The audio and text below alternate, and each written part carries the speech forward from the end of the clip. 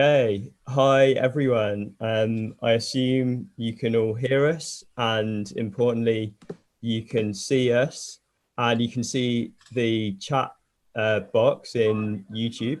I just need to turn my YouTube off, so there's a little delay between when I'm talking and when you can hear. And I just got an echo of myself, so that's in fact a good sign. My name is Robin Lovelace. I'm the chair of this great panel session. I think it's fair to say we have some leading lights in the R spatial world here, and we are going to have a much more of an interactive conversation and provide a big opportunity for anyone to ask questions about the direction of R spatial in 2020 and where are we headed into the future. So I want people to think not just about 2020, but 2021, 2022, 2030 even, we'll still be using R for geographic data analysis. I personally expect so. I think the language is rock solid and it provides a unique combination of statistical data analysis and visualization capabilities. And as you may know, just by way of introduction, I have been involved in the R spatial community for about a decade now. I started quite late during my PhD and I hit limitations when using QGIS because I wanted to go beyond just making maps interactively, but being able to do modeling and just trying to solve questions and failing again and again and again. I learned the hard way how to fix problems. I started helping other people with their R programming issues. And in my university, people started coming to me asking questions. So in a way, I learned R by debugging other people's code, and in the process learned a lot more about it.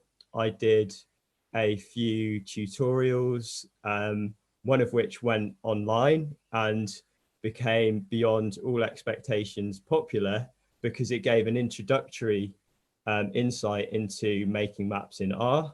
And to cut a long story short, that led to a collaborative international book project called Geocomputation with R, with Jakub Novosad and Yanis Munchau, which is now published and available online. But my role here is to be a chair to basically direct the question and answer session towards our panel. So without further ado, I will allow our panelists to introduce themselves, and just for ease of use, I'm going to introduce people in the order that they appear on my Zoom chat. So we're going to hear from Tomislav, and then Paola, and then Dewey. And you've just heard, most of you have probably just heard a fantastic keynote speak from Roger Bivand. So yeah, I think that's everything else. The final thing that I should say about myself is I am based at the University of Leeds, and although I'm interested in the full spectrum of R's geographic capabilities, my main area of research is geographic analysis of transport systems. So I should say I have more expertise on the vector analysis for policy applications. I'm not an expert in big raster data. So just bear that in mind when I'm directing the questions. So over to you, Tom. Would you like to give a brief introduction and your role in the R spatial community? Your microphone. Yeah. How much brief should it be? Few sentences or very brief? Okay. So yes, I'm Tom Hengl. I'm in Wageningen in the Netherlands, and I'm the technical director and vice chair of the OpenGeoHub Foundation. It's a non-for-profit research foundation, focuses on data science problems, and it has a mission to promote open data and open source software. Let's say I work with the big data. That's our core work. We are mainly focus on producing new global and continental data sets. We use 100% open source, more or less. And yes, I'm really happy to see Roger Bivand, and it's been a major inspiration for my work. And I enjoyed very much visiting Roger Bivand a few times in Bergen and learning from him. And he's been also a major information for my life, because Roger it's so kind person to help other people and to spend a lot of time debugging other people's problem, which is really, really rare to find. So I'm so happy to be here, and I'm also sorry I didn't see your talk, Roger. I have 2 little kids, and it's Sunday. So, but I'm looking forward to discussion.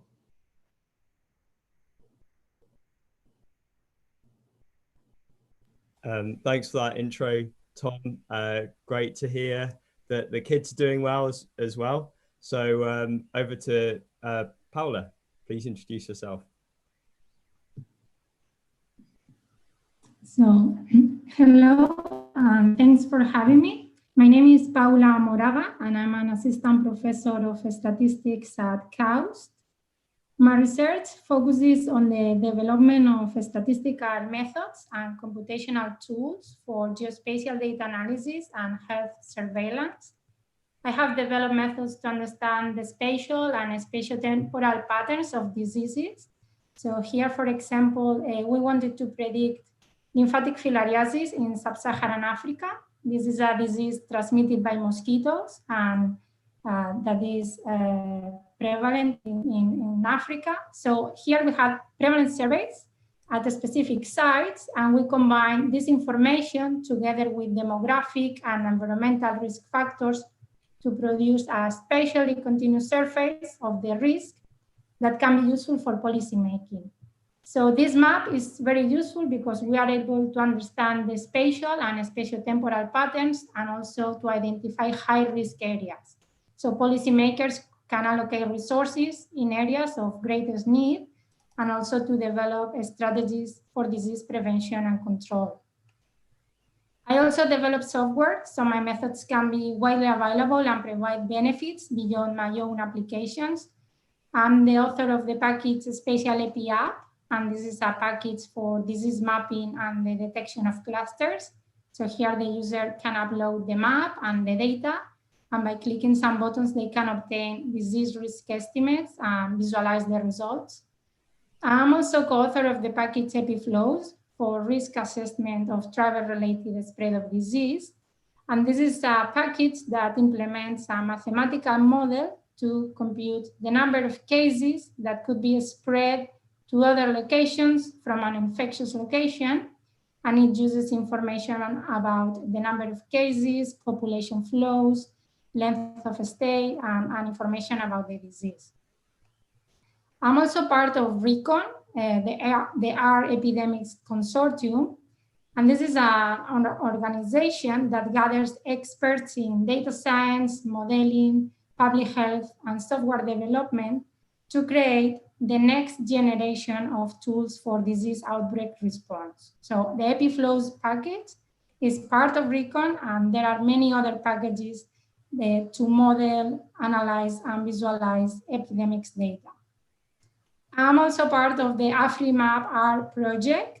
This is a project led by Andy South in Liverpool. And in this project, we want to develop R packages that facilitate the use of spatial data in Africa.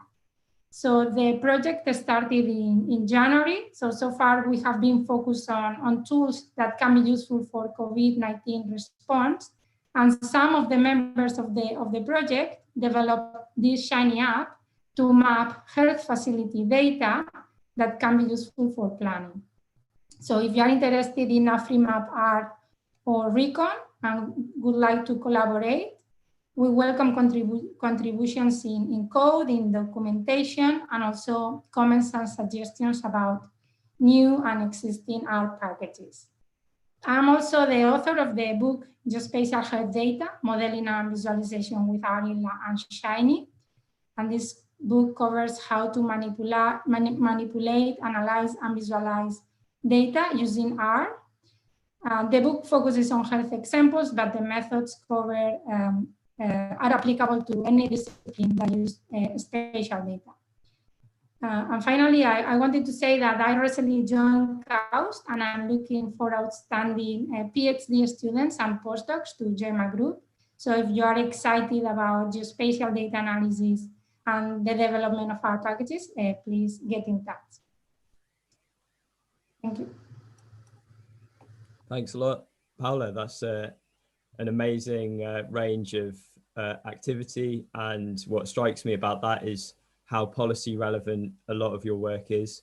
And I imagine we'll be coming back onto the question of applied research. I think that's one of the things for me that is interesting about the geospatial community is the wide range of applied applications that get quite close to policy with real world impact.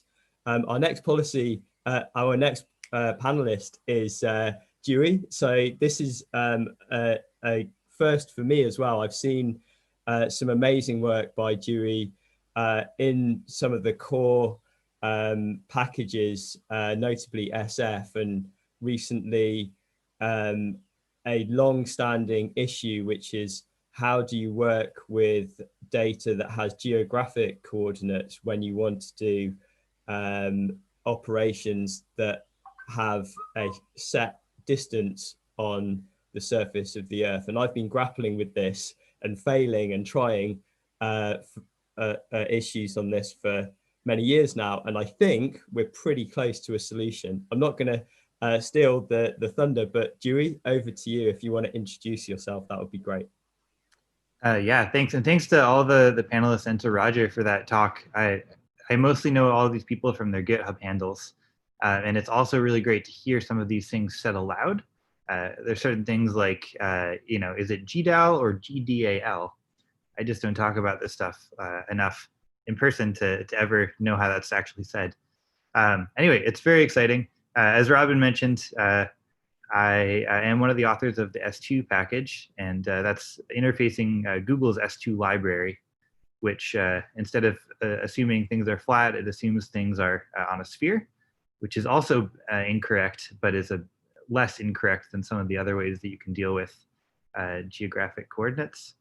Yeah, I was an RStudio intern last summer. I very technically am an author on the G2plot2 package, and I say very technically because it is a ton of work to maintain that, and I do very little work currently on that. But I'm excited to be a contributor of that. I'm excited to be a contributor to other things spatial, and I'm very excited to be here with you all. Great, and it's very, very good to see there's new developers of some of the core infrastructure here. So yeah, S2 is, I would say, it's a self-standing package, but it can be used to extend the SF package, which I'm sure we're going to hear about and which we have heard about from Roger's talk. By way of introduction, to some extent, Roger needs no introduction after the keynote speech. He is a huge powerhouse of research and development in the R-spatial world. I first met Roger quite a while back, maybe 2013, 2014 at a conference. And I was awestruck because I had recently heard about the ASDAR book, Applied Spatial Data Analysis with R, which was at that moment in time, basically my Bible, because I was going through it and discovering all of the things that you could do with R-spatial. And I asked Roger to sign it. So I still have to this day a signed copy of the first edition of Applied Spatial Data Analysis with R. And at that point, I think it's fair to say that I looked up to people like Roger as the gods providing R-spatial to the world. But then you realize that these are just people who are really friendly and have a huge amount of time for other people. So that's how I met Roger. And if you would like to say a few words by way of introduction for anyone who didn't see your keynote, and also any opening thoughts that you have on this panel session, Roger. Your microphone is yes, muted, yes, Roger. yes, I know. I was a little surprised that you remembered that as well. I remembered it quite vividly because I'd never felt quite the same before. As you get emails, you get lots of emails, and Tom knows a lot of the correspondence was by email. But meeting an actual person who uses work that you've helped build was quite striking. So that I remember mentioning when I got home, was this. It was Bratislava 2012, I think. This really struck me, and our paths crossed subsequently several times, which has turned out very fruitfully. But this is what I thought about it afterwards was that it's a good example of the way in which this ecosystem works, is that you get people with particular drives wanting to do particular things, and if they don't, nobody tells them to work together, but that they end up working together because it's in a shared interest. So that the probably also the kind of ambience there was in Lancaster, as Paola's been in Lancaster as well. There are some places where simply people share their views and inputs to different processes in a fruitful way. I see that we've got plenty of good questions, so perhaps we better move on to them. Okay, yeah. So I mean, I think that's a great introduction. I think with any aspect of knowledge, you can very quickly get into the details. But I think given the diversity of the panel and the breadth of our spatial, I'd actually like to start with my own quite broad brush question, which is, you don't have to provide details, but does anyone have any sense of what our spatial could look like in 10 years time? So forget about the kind of details of specific packages, but if you think 10 years in the future, how do you think that could be? And I'll just open that up to the panel, no particular order, but if you do have thoughts on that, then please feel free to let us know what you're feeling about the general direction of travel and where we may be in 10 years time. I'll just take a quick, I only have a very quick take on that.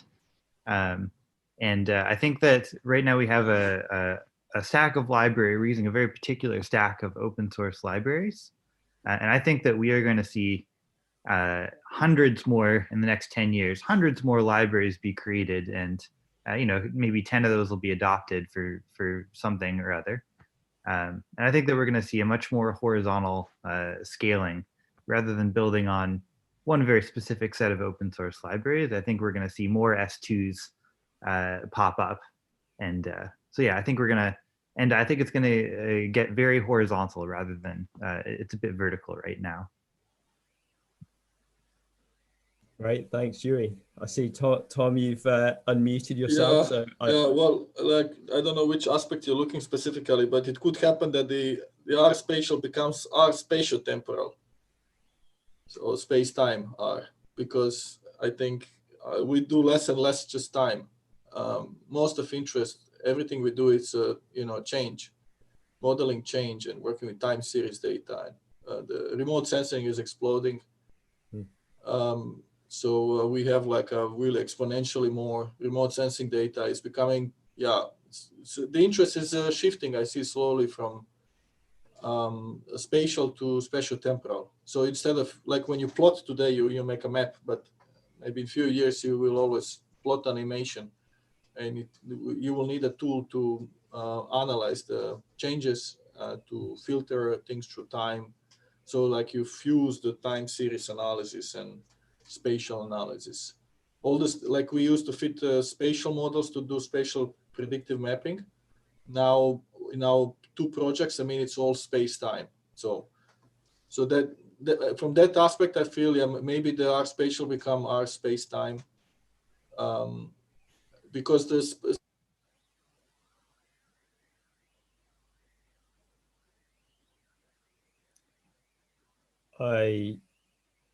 it seems that Tom's connection is not working at the moment. So Tom, we can come back to you on that, assuming your internet connection comes back online. So Paula and Roger, do you have any thoughts about the long term?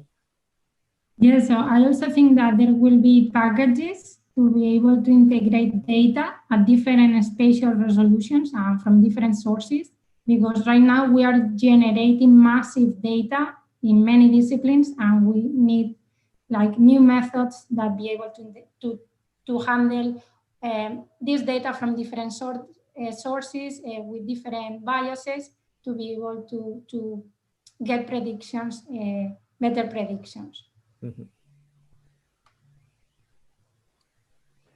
Yes, and that also raises the Gotway and Young question. This is what is the change of support problem? So if we're dealing, and I agree with Tom that the big brush foot future is probably spatiotemporal, and that leads into Dewey's point about different libraries arising, because most of the libraries which have arisen have not tried to be spatiotemporal, so that either new contributions will appear as external software which can handle spatiotemporal and so on. But the difficulty then in integrating data is that we move from a known sampling procedure, which gives us the variable that we're analyzing, or even just mapping, to something else which may introduce artifacts, that it moves from one data generating process over which we have some control, hopefully, to something else which has done something different because we've changed its spatial and temporal footprint. And certainly in ecology, then looking at and attempting to detect the spatiotemporal footprints of what's going on is central. The same in epidemiology. Is if you have data which doesn't match in terms of the footprint, then your inferences are conditional on assuming that the footprints were the same. And if you introduce temporal footprints as well, then things get quite exciting. So say exciting. So a data set that I was asked about recently on the mailing list was Airbnb rentals in Manhattan. But the analyst had data which was not organized as space-time, it was organized just as space. And obviously rentals which occur subsequently can be influenced by rentals which occur before, but not the other way around, because it's spatiotemporal data and things like that. So I think that here we've got quite a good mapping of the interesting things which are going to go on. We also need more statisticians, because the more we get into change of support problems, the more we need statisticians, and we probably need to go to handle the Bayesian aspects. Great. Yeah. So a bright future. No one's saying everyone's going to be shifting 100% into the cloud to just doing it through a web browser, although that is increasingly happening. From my own perspective, I've been using R for geospatial analysis for 10 years. So over that 10 years, I've seen huge change. I couldn't make an interactive map back in 2010 or 2012 when I first started getting into this, but now you can create an interactive map. You can also publish it. And as Paula has shown in her presentation, you can also create a web application that is interactive. So the richness of data is much greater. I think it's also, from a user friendliness, we have had a complete step change. I think R spatial was a more niche community, is my understanding, 10 years ago, and now it seems to be more mainstream. I think because of the importance of data and the huge increase in spatiotemporal data sets, the number of people who are just wanting to make a map is increasing. And while these strong foundations have been around for a long time, they were often seen as the preserve of like expert statisticians. But I think we've made a good kind of ladder down towards beginners to allow people to use some of this stuff. Another thought that occurs to me is that if you look at machine learning, for example, which is something that has exploded over the last 10 years, there's been a shift away from having a very specific niche ecosystem towards having quite low-level tools like TensorFlow, and then the way you interface to it is just the interface. And I expect that process will continue, where R is great because it provides a nice user interface. Many people use RStudio, which provides, in my opinion, the most user-friendly command line driven geographic information system. And there are packages like RG that allow you to connect to the Google Earth engine. And I expect there will become other systems that has an R interface. And while the computation isn't necessarily done in R, or maybe not even on your computer, I think R's user interface will continue to evolve, when because of the flexibility, we'll see new interfaces to many other areas. So that's just a thought from me. So next question, and this is one from Amadou, who is also on the Afrimap project as I am. So hi, Amadou, and it would be great to meet up in person one day with many other people from the community. But this is a question that you and I think many others, including myself, are asking, which is, what is the future of raster data analysis? And just by way of introduction, raster is a package by Robert Hymans, which provides a solid way to work with raster data sets. So typically these are satellite imagery or any kind of continuous surface data, often from remote sensing. And I have used raster a lot. It works, it's very mature, but now there's like new kids on the block. So you've got the Terra package, which I have actually played with and seems very fast, which is designed to be a replacement of raster. And then you've got the stars package, which is for spatiotemporal arrays. And I think those two packages have slightly different aims, but they also have an overlap in terms of what they can do. However, raster isn't my main area, so I'd be very interested to hear what other people think in terms of which one you would use for different purposes and what the direction of travel in the raster world is. Do you think we're going to see integration between the stars and Terra packages? So I'll just open that up to the panel.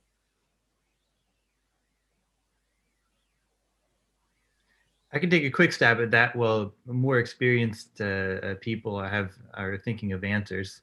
Yeah, so it's an interesting question because I come at this, I'm a geologist. Like I'm not the level of correctness of the spatial stuff that I do is pretty low, I would say.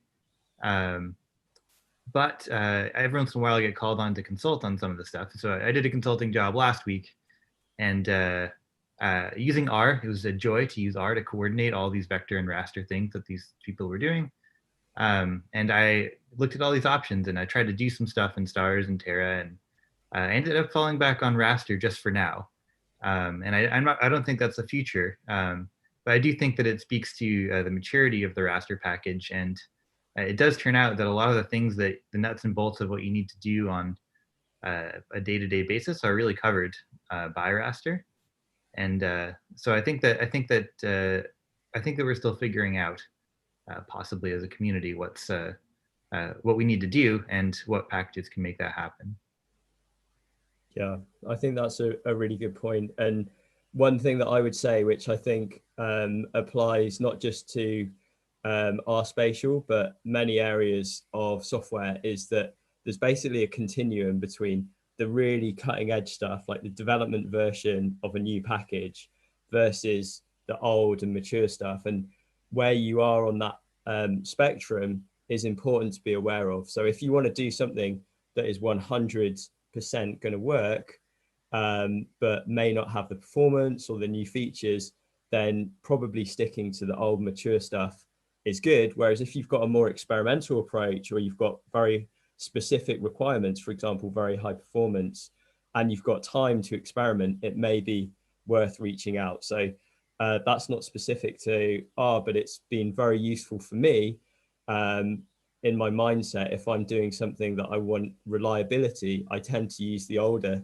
stuff. Whereas if I'm in a more experimental mindset, I'm going to use the new stuff. And for me, just playing around and seeing how they are is the only dead sure way to find out which one's best.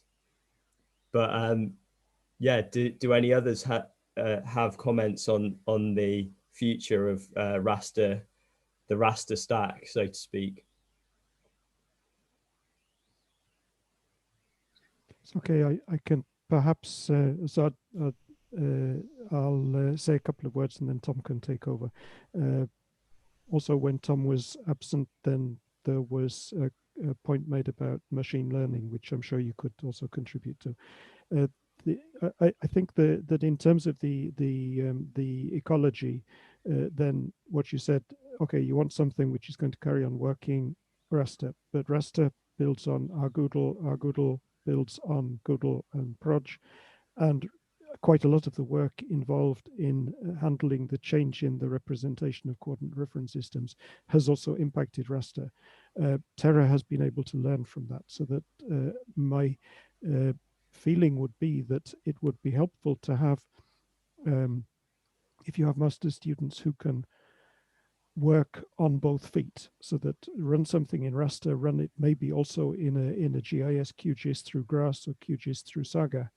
Saga remains an excellent and very solid piece of work. It's trying to do the same analysis through several and see where the timings, the memory uses, the accuracy pans out. That's difficult to do in a world where people are pressured to get papers out and to respond to consultancy probably the day before yesterday, if not before. However, it's something which would be very valuable to do. And I think one of the suggestions in the discussion on Twitter about this was that updating how to do some things from raster in stars and how to do things from raster in Terra and how to do things from raster or stars in gdal cubes and so on would be helpful. But Tom. You're on mute again, Tom. Yeah, sorry, I was kicked out. There's a company called Ziggo in Netherlands, owned by the Vodafone Group, and we've been calling it for 2 weeks to solve our internet problems. But they're also taking their time very easily. Well, I wanted to mention that beyond the local analysis, we might see more and more packages like the RGEE, the R-Google Earth Engine. So people will be doing more programming and analyzing data, which is stored in optimized computing infrastructures. And that's my experience with the spatial data and doing data science for a living, is that usually there you could put everything into 2 types of analysis. One analysis is the testing analysis. So when you just you want to learn how a package works and you want to do some algorithm development and combine things. And then the other stream is the production work. And so when you do production work, and it's really different, the 2 spheres, they're really different. But so when you do production work, you realize that, yeah, you're not going to compute on your laptop or your desktop or workstation. You have to move to infrastructure so you can do, where you can analyze and get the results that you want, produce a product that can be used by people. And so that my feeling is that this is going to be something like this RGEE. So more and more packages, not that have algorithms built in the package, but the ones that use algorithms which are installed in optimized computing, high performance computing environments. My hope is also that there is inefficiency in spatial data. There's an increasing inefficiency that we make copies of copies of copies, and that we basically use internet just to pass the data from left to right. And the same thing with the computing. There's so many parallel groups, computing the same thing. And if you look at the like open data and open source, there is very little interest for duplication and copies. There's more interest in collaboration. So you, for example, you would like to have only a single copy of all Landsat, a single copy of all Sentinel, and then everybody accessing that. So that's what I feel, and my hope is that this is going to change. That we're not going to just be making copies of copies, but we're going to be more efficient in as the data becomes larger. That we all basically have access to a single copy if possible, or at least 2 copies, and that we do computing in optimized systems, so we don't crash our machines constantly, and that we can produce significant results. Great. I just have a quick bit to add. I'm a nuts and bolts guy, so I really like working on the really low level infrastructure. And something that I have noticed about some of the packages, or in particular Terra, is that I believe, and correct me if I'm wrong, that Terra is largely built on, I call it gdal. I know that Rogers pronounces it differently, and it's the first time I've ever heard anyone try to pronounce it, but it's very specifically built on gdal. And I think that makes it so that everything that builds on top of Terra also has to do that. And I'm not sure that is the easiest thing to do for a lot of people. And so I have a feeling that from the extensibility perspective, it might be, it might be difficult to do that. And I imagine that somebody will come up with a way to do that if they haven't already. Just to explain the pronunciation, Frank Warmerdam at Lausanne in 2006 explained that he pronounced gdal, not gdal, because it was supposed to be a geographical object-oriented data abstraction library, but they never got as far as the object-oriented. But he kept it in his pronunciation because that was the underlying ambition. Yeah, that's also my understanding. Although I know it's wrong, but I still end up saying gdal, but I'm trying to get out of that habit and calling it gudal, as the authors would, wanted. So I think that's been a good discussion of where we're going and the direction of travel with raster. One other point that I'd like to make that builds on Roger's comments about interfaces to other systems such as Saga is we've seen a bit of a saga, I think, with the QGIS integration. So the #1 tool for open source tool for working with geographic data, I believe, outside of the R ecosystem is probably QGIS, which is very good for beginners because you just get a map and you can put data on there. So it's a really good stepping stone into geographic data analysis.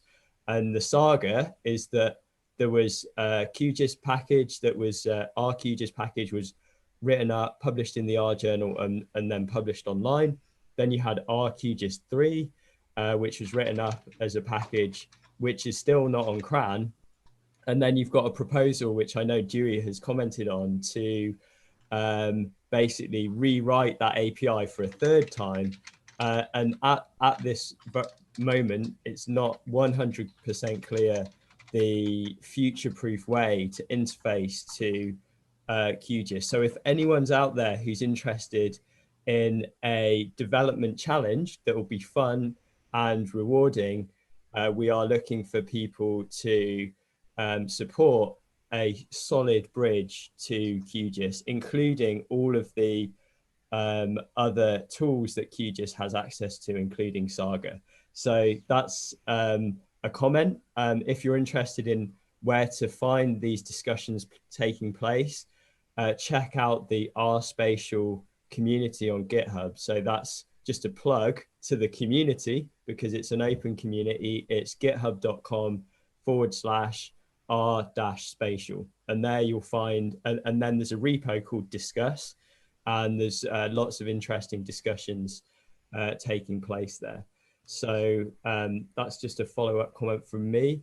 Does anyone else have any direct follow-ups? Tom, are you kind of waiting to ask a question? Yeah. I wanted to say one of the trends I want to talk about, and as I said, I got a bit kicked out.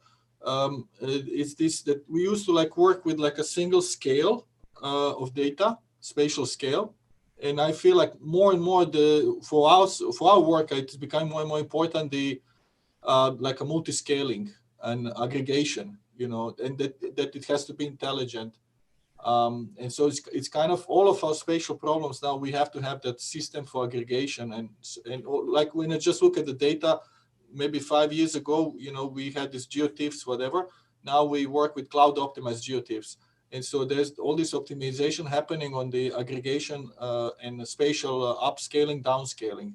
And that's a big trend changing. And I see that's going to happen more and more. And hopefully we'll have really intelligent systems. So when you access the data, when you want to do computing, that you consider that's impact at scale. And so that I see that as a very crisp trend also. Okay, yeah, great. So I think we should move on. We've got quite a lot of questions to answer, and we do have limited time. So we've just got a comment from Mike Sumner. I think that's just saying that STARS is completely modeled on gdal in a similar way. There are other interfaces as well. There's something called Whitebox, and that's written in Rust. And there is an interface to the Whitebox system, which I believe that is a promising interface. And I think that leads quite nicely to the question about scale of data. Very quickly, you can get data sets that don't quite fit on your laptop. Then you get a bigger computer and you get a desktop, and then you find the data doesn't fit on your desktop either. So how do panelists see dealing with these really large data sets? And Paula, I've seen you've written a blog post on this exact issue on using the RG package. So would you like to start by saying anything about your experience of dealing with really big data sets? No, so sometimes I have been working with data at the global scale, like predicting disease in the whole world. And what I have done is to use like virtual machines, like high performance computer in the university. Like I split the work in different tasks, and I have been doing that, like having a process to estimate the model, and then to fit the model, and then having small processes to predict in different chunks of the data.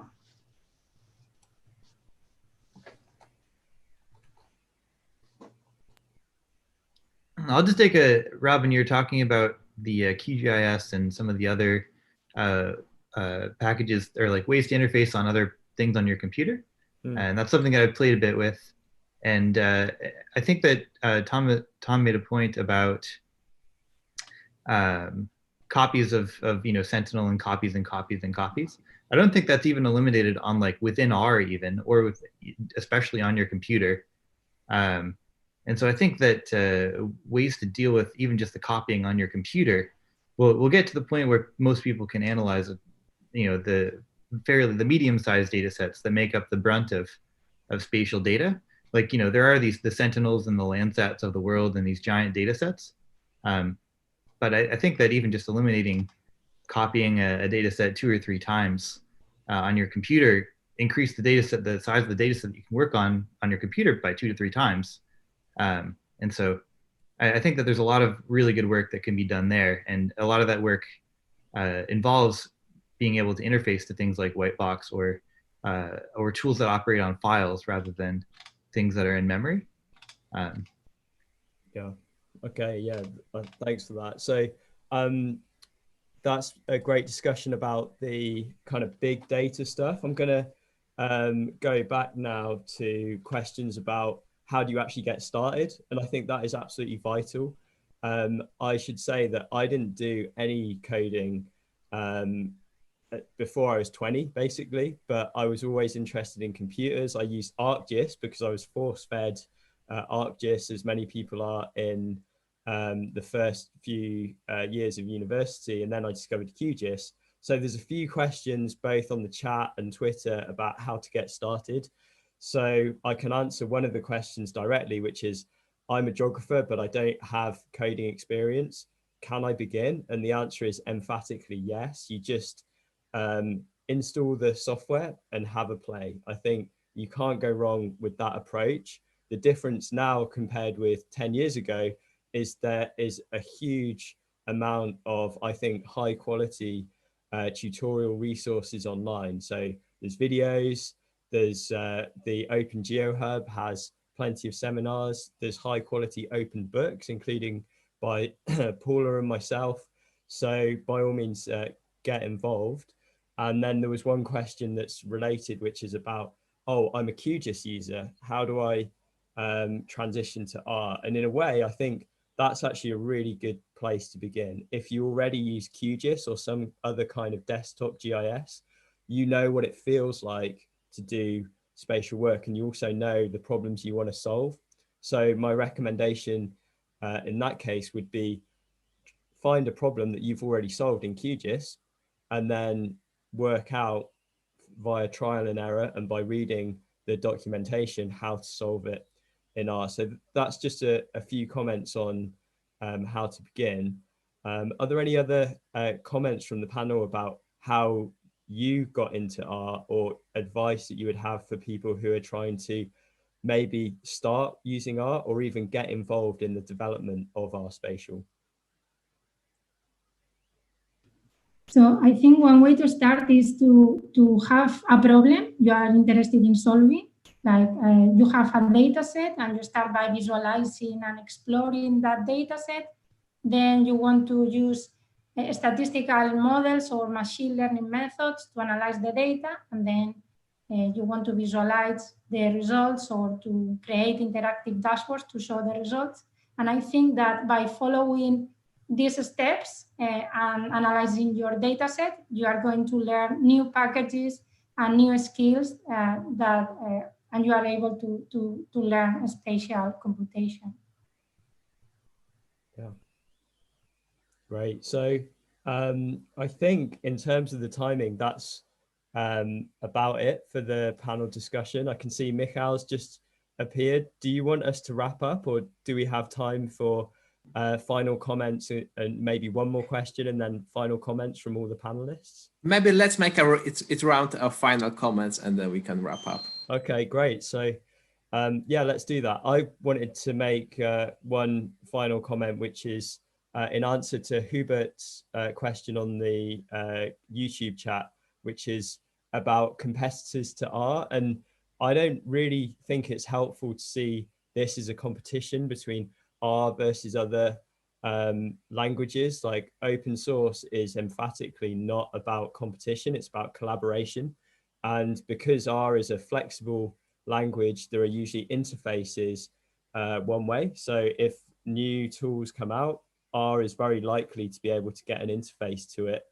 And it's more about what you're used to.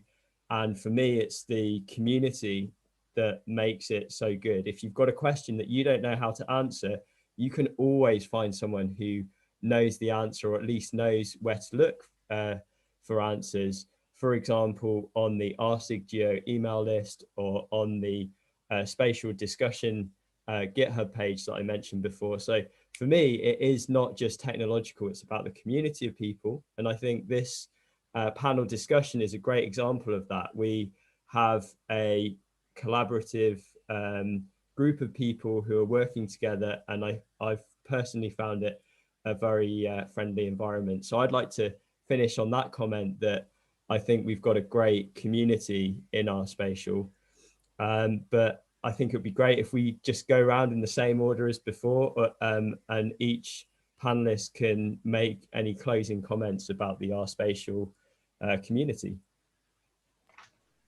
Okay, I think I was the first one on the list. Yes, it's an amazing community. I think, yes, it's a really special community, R spatial.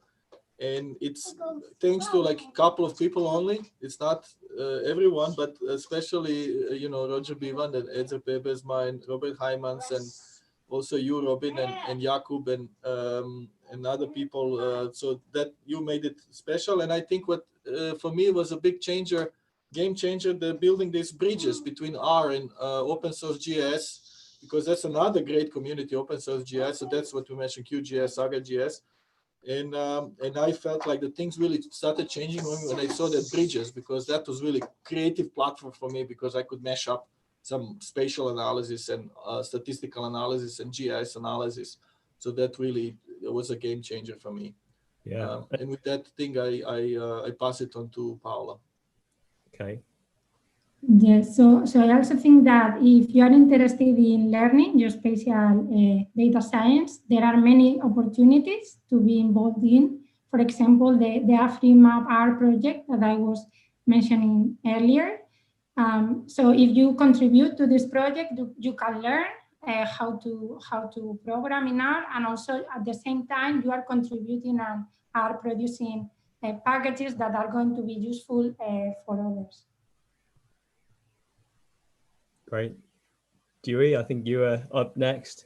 Yeah. I just I have to echo everyone's comments about, especially Robin's comments about how R is going to be able to interface to pretty much anything. I think that R got designed to be flexible, and that's going to make it so much more relevant in the years to come, interfacing to all these new awesome projects that are coming in. And also echoing Robin's comments about how great our spatial community is. For example, Roger heroically replied to an email that got forwarded to him about trying to debug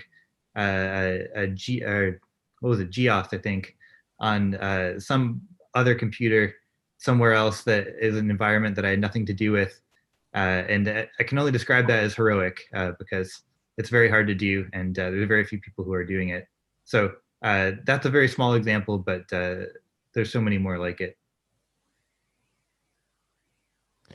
But this is what the community is built on. So that I'm not even sure which particular example that was, but without a curiosity to know how things work, to be able to demonstrate which steps are taken. So there was another exchange recently on I think on Twitter, which I tried to divert to the mailing list, but actually it turned out to be a web search, which turned out responses from Cliff Mounier and Jared Evenden. Evenden wrote Proj4 originally, and Mounier wrote an excellent column called Grids and Datums for a long time about projections. And it turned out that a representation by the manufacturer of ArcGIS of the Swiss national project, the older Swiss national projection, was syntactically challenged, which meant that you got a rather odd set of transformations coming out of that. But one can ask, where do you get the time to do this? And Tom had asked me this as well. Where do you get the time to do this? And the answer is usually, well, actually, it's interesting. So why is there something here that a user can't get to work? Why can't we make it work? So is there a reason? And if you look long enough, and particularly look at the code, usually it's there. It's you. If you doubt sufficiently in yourself, like me, I'm a geographer, then you want to know why, and then you establish why that is. But I'm not unique. I think this is something which is fairly general in the R community as a whole, and in R spatial as well. So that many people who come in, contribute, ask good questions, which is an excellent contribution. Tom started a series of meetings 12 years ago, which have been extremely useful in providing a networking basis, and now which have published videos, seminars, and so on. And all of this is very motivating. Also for those of us like me retiring in 6 months' time, all of this is very motivating to continue to contribute. Great, and yeah, it is inspiring to see. And I think I'd just like to echo Roger's point of don't be afraid to ask the question. You are contributing by asking the question. You may not get the answer instantly, you may not get the answer ever, but at least you're keeping the discussion going. So I think we could do more as a community to branch out to other geo communities, the OSGeo and QGIS communities in particular. And if you are part of that, or whatever community you're a part of, just asking questions in one of the forums will be a really useful contribution. one final point, Robin, you mentioned the discussion panel in the discussion in R-studio, R-spatial, sorry. One of the discussions there is walking very slowly around the idea of formalizing R-spatial as a community group within the OSGeo organization, but also in relation to the R consortium. And this is something which I think it would be valuable to follow through on. I agree. Because that means that we would know what was going on there. Yeah. But, I don't know how many people watching would be interested in this, but this is recorded so that maybe somebody somewhere will say, okay, I'll look at that page in the discussion and maybe help follow through on that. I think it would be useful. I got into open source geo through FOSS4G. That was the first, I think, software conference before I got into the R-spatial. So I'm certainly interested in taking that conversation forward. But I think, Michal, we're going to wrap up now. So I'd just like to say huge thanks to everyone. I found that a really useful discussion, and it's absolutely fantastic to have a one-to-one or one-to-many conversation about where we're going. And I look forward to seeing everyone again via Zoom on the various discussion panels and email lists, and at some point, hopefully in person as well. So thank you. And I want to express my deepest gratitude to all of the participants. And it really means a lot to us that that representatives of R-spatial are willing to talk to the more general audience of R, to people who have little to very little experience with R-spatial data about the progress of the community, because I think the things that you are doing are really impressive, and the example that you are showing by working together but establishing standards is something that should be followed also by other groups. Thank you very much for being with us. Goodbye. Thanks everyone. Bye.